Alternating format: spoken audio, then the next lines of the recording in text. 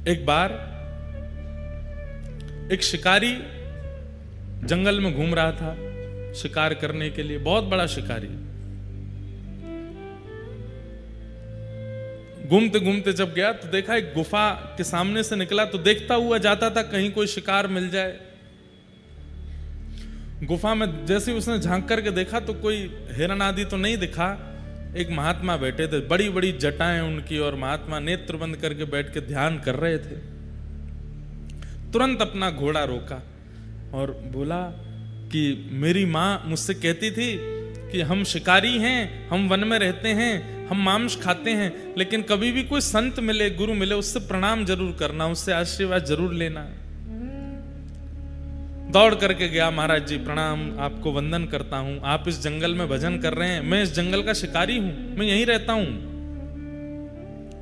महाराज जी ने नेत्र खोले, अच्छा बेटा खुश रहो। बोले अब मैं और तो कुछ आपकी सेवा नहीं कर सकता, मुझे बस ये बताइए कुछ पाएंगे, कुछ भोजन करेंगे, आप कुछ खाएंगे? नहीं नहीं बेटा, हम सब आनंद मंगल हैं, फलाहार करते हैं, फल खाते हैं, फल खा करके जीते हैं, और कभी 5-6 दिन में एक बार फल खा लेते हैं। फल खाते हैं, फल कोई खाने की चीज है? आप कहें तो मैं बढ़िया एक हिरण लेकर के आऊं, आप भोग लगाना, मुझे भी दे देना। अब संत बेचारे अब क्या बोले उसको। तो अब देखिए सत्संग का प्रभाव कैसा होता है। संत थोड़े मुस्कुराए। अब उसको ये तो नहीं कहा कि बेटा हम लोग मांसाहार आदि नहीं करते, उसको क्या बोले, तुम जो हिरण पाते हो ना वो तो सामान्य है, मैं तो एक बहुत ऊंचे हिरण की खोज में बैठा हूं, जब तक वो नहीं मिलेगा तब तक आहार ग्रहण नहीं करूंगा। अरे महाराज आप नहीं जानते, ये इतने कोस का जंगल, उसका सबसे बड़ा शिकारी हूं मैं, यहां कोई हिरण मुझसे भाग के नहीं जा सकता, शेर के चंगुल से बच जाएगा, मुझसे नहीं बच सकता। आप बताइए कैसा हिरण चाहिए आपको? महाराज जी बोले रहने दो, तुम ला नहीं पाओगे उसको। बोले नहीं नहीं बताइए। तो बोले लिखो कैसा हिरण है।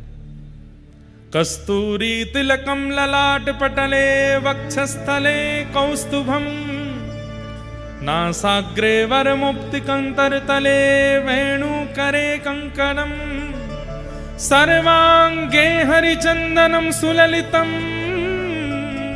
कंठे च मुक्तावली गोपस्त्री परिवेष्टितो विजयते गोपाल चूड़ामणि। बोले जिस हिरण की आश में मैं भूखा बैठा हूं वो हिरण कस्तूरी का तिलक लगाता है। शिकारी बोला कस्तूरी तिलक लगाता है हिरण? मैंने ये तो सुना कि कस्तूरी उसके नाभि में होता है, पर उसका चंदन बना करके अपने माथे से लगा के घूमता है, ये हिरण तो पहली बार देखा सुना। बोला हाँ वो कस्तूरी का तिलक लगाता है। कानों में नासिका में मोती पहनता है। अच्छा मोती पहन करके घूमता है हमारी तरह? बोला हाँ।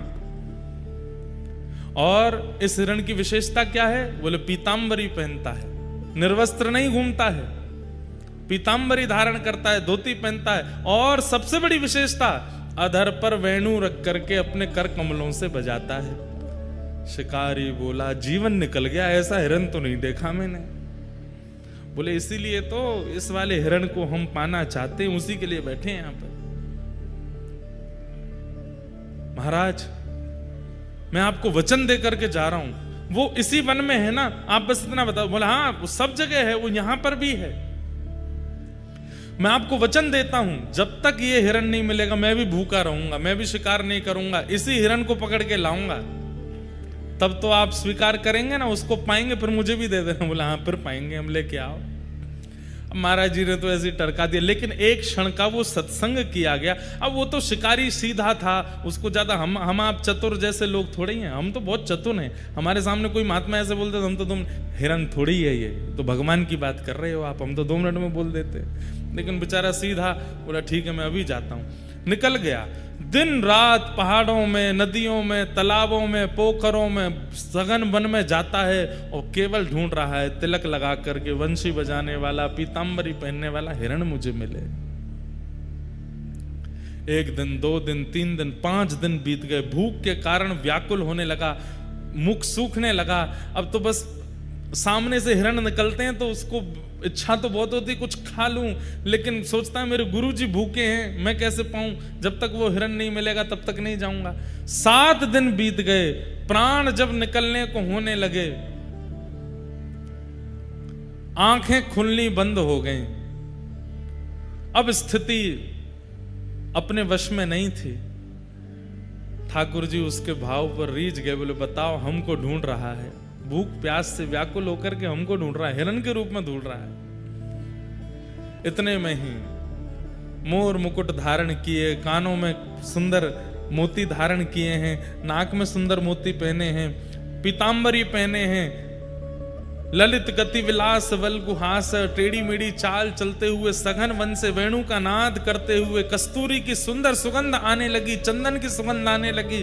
तभी देखता है कि सामने से नीलांबर ठाकुर जी पीतांबरी पहन करके वेणुनाद करते हुए मोर पिच्छ का मुकुट धारण करते हुए उसके सामने अधरों पर वेणु धारण करके मधुर स्वर से वेणु बजाते हुए आ रहे हैं।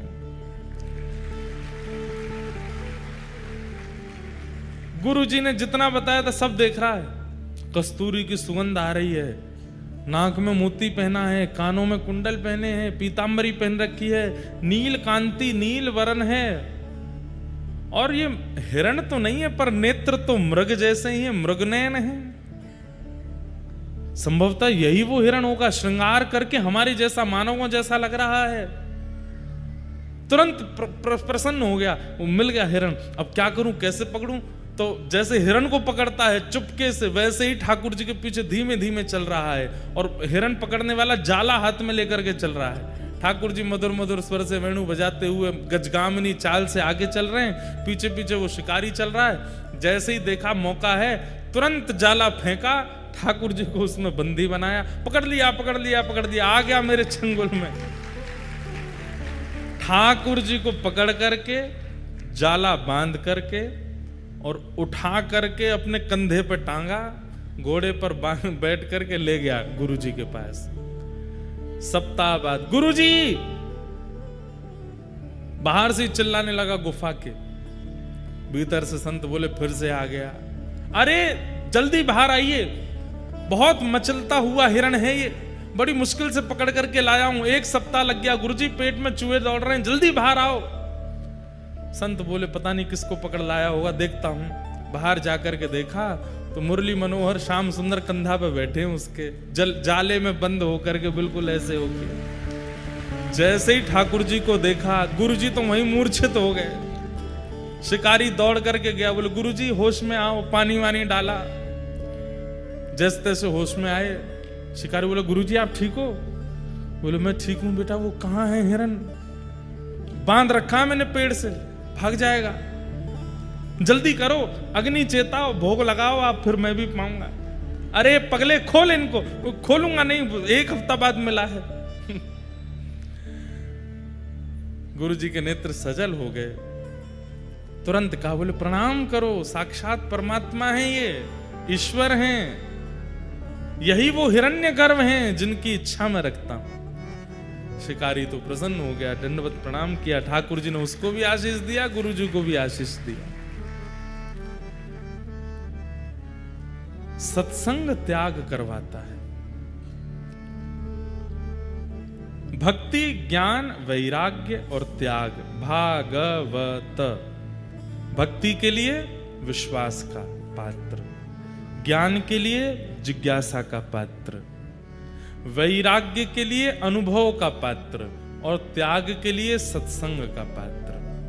ये 4 पात्र आपके चित्त में होंगे तभी भागवत विराजमान हो सकती है, नहीं तो संभव नहीं। तो जिज्ञासु के चित्त में ज्ञान विराजता है। 88,000 सौनकादि ऋषियों ने 6 प्रश्न किए। किम श्रेय शास्त्र सारः स्वावतार प्रयोजनम, किम कर्म के अवतारश्च धर्मः कम शरणं गतः। सबसे पहला प्रश्न, भगवान के अवतार का श्रेय किसको जाता है? राक्षसों के लिए आते हैं कि भक्तों के लिए आते हैं? रावण आदि राक्षसों को मारने के लिए आए कि सबरी आदि भक्तों पर कृपा करने के लिए आए? पहला प्रश्न, भगवान के अवतार का श्रेय किसको जाता है? दूसरा, शास्त्रों का सार क्या है? हमारे हिंदू वैदिक सनातन धर्म में इतने सारे शास्त्र हैं, पर इन शास्त्रों का सार क्या है? इनकी मूल बात क्या है? तीसरा प्रश्न, स्वावतार प्रयोजनम, भगवान के अवतार का प्रयोजन क्या है? कभी मानव बन के आते हैं, कभी जानवर बन के आ जाते हैं, कभी नृसिंह बन के आते हैं, प्रयोजन क्या है? किम कर्म, भगवान के कर्म क्या हैं? भगवान क्या करते हैं? अवतार लेकर के कहते हैं कि ठाकुर जी कर्म नहीं करते, ठाकुर जी सोचते हैं, ठाकुर जी चिंतन करते हैं, और जो चिंतन करते हैं वो होता चला जाता है। ठाकुर जी ने चिंतन किया कि प्रलय होना चाहिए, उनके सोचते ही प्रलय हो जाएगा। ठाकुर जी अपनी भ्रगुटी टेढ़ी करते हैं तो बादल आकाश में छा जाते हैं, ठाकुर जी प्रसन्न हो जाते हैं तो धूप निकल आती है। ठाकुर जी के चिंतन से सब कुछ होता है, तो जिनके चिंतन से सारी क्रिया क्रियान्वित हो जाती है, उनको कर्म बंधन कैसे हो सकता है? तो वो कर्म क्या करते हैं आकर के? किम कर्म के अवतारश्च, भगवान के अवतार कितने हैं? 10 हैं, 24 हैं, कितने हैं? और फिर अंतिम प्रश्न किया, भगवान धर्म की स्थापना करके वापस चले गए अपने धाम को, तो जिस धर्म को ठाकुर जी स्थापित करके गए, भगवान के जाने के बाद उस धर्म का क्या हुआ? वो किसके पास गया? ये 6 प्रश्न हैं, और इन्हीं 6 प्रश्नों में अब कथा चलेगी। सौनकादि ऋषियों ने पहला प्रश्न किया कि भगवान के अवतार का श्रेय किसको जाता है? सीधा उत्तर है, राक्षसों को मारने के लिए ठाकुर जी नहीं आते हैं। वाल्मीकि रामायण में एक प्रसंग में ठाकुर जी कहते हैं, अगर मैं चाह लूं तो रावण का जन्म ही नहीं होगा, अगर मैं चाह लूं तो वैकुंठ में बैठे बैठे रावण का वध कर सकता हूं, लेकिन वैकुंठ में बैठे बैठे सबरी की हृदय की इच्छा पूरी नहीं हो सकती। उसके लिए तो मुझे आना पड़ेगा, उसके लिए तो मुझे प्रकट होना पड़ेगा। राक्षसों का वध वैकुंठ से हो सकता है, लेकिन भक्तों की मनवांछित इच्छा वो वैकुंठ से पूरी नहीं होगी, इसलिए भक्तों के लिए ठाकुर जी आते हैं। पहले प्रश्न का उत्तर, भक्तों के लिए ठाकुर जी आते हैं। वास्तव में तो बंधुओं, अब पुकारने वाला नहीं है, अब बुलाने वाले बचे नहीं है, इसलिए ठाकुर जी आ नहीं रहे। नहीं तो आज भी ठाकुर जी प्रकट हो सकते हैं। उस भावना से, उस इच्छा से। सबसे बड़ी बात है कि भक्त के चित्त में सबसे श्रेष्ठ स्वभाव क्या हो जिससे ठाकुर जी आवे? भोलापन।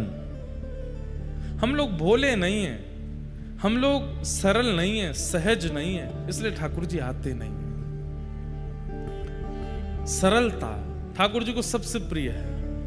जितने सहज, जितने सरल, जितने, मैं कथाओं में कहा करता हूं, जितने चतुर बनोगे संसार को उतने अच्छे लगोगे, और जितने सरल बनोगे ठाकुर जी को उतने बढ़िया लगोगे। जितने चतुर बनोगे, क्या आता है आपको? बोले सर्वगुण संपन्न है, चाय बनवा लो, पकौड़े तलवा लो, कचौड़ियां बनवा लो, गाड़ी चलवा लो, कपड़े धुलवा लो, पढ़ाई करवा लो, दूसरों को पढ़वा लो, नाच करवा लो, गाने गवा लो, किसी भी काम में पीछे नहीं है। ऐसे लोग संसार को बहुत प्रिय होते हैं। लेकिन एक गुण है अंदर, पर वो एक गुण भी केवल ठाकुर जी के लिए, तो ठाकुर जी को बहुत प्रिय है, ठाकुर जी को अति प्रिय है। सीधी बात, जो सरल है, सहज है, सीधा है, ठाकुर जी को बहुत अच्छा लगता है। हम तो यही कहते हैं कि नित्य ठाकुर जी से प्रार्थना करो, बाकी सब तो आप स्वयं कर सकते हो। अपने कर्म बंधन से अपने कर्म बंधन खोल सकते हो, अपने कर्मों से सब कुछ निर्माण कर सकते हो। ठाकुर जी से प्रार्थना करो कि हे नाथ, मुझे तो आप सीधा बना दो, सरल बना दो, सहज बना दो। मैं बहुत चतुर हो गया हूँ, बहुत चतुराई मेरे चित्त में आ गई है। ये खाली मन बैठा बैठा कुछ ना कुछ सोचता ही रहता है। ये मन बड़ा चंचल है, कैसे तेरा भजन करूं। ये मन बड़ा चंचल है, कैसे तेरा भजन करूं, जितना इसे समझाऊं, जितना इसे समझाऊं, उतना ही मचल जाए राधे तेरे चरणों की। गर धूल जो मिल जाए राधे तेरे चरणों की, ओ श्यामा तेरे चरणों की। गर धूल जो मिल जाए श्यामा तेरे चरणों की। हमें और कुछ नहीं चाहिए हे श्यामा जी, हे किशोरी जी, आप केवल हमारे चित्त को शुद्ध कर दो, हमें दीन बना दो, सरल बना दो, सहज बना दो। बहुत चतुर बन गए हम लोग, खाली बैठते हैं तो मन में केवल ये चतुराई ही चलती रहती है कि किसके साथ क्या किया जाए, किसके साथ अनहित किया जाए, किससे आगे कैसे निकला जाए, बस यही सब हमारे चिंतन में चलता रहता है। हे प्रिया जी, हे श्यामा जी, आप कृपा करके मुझे सरल बना दो, सरल बनाओ।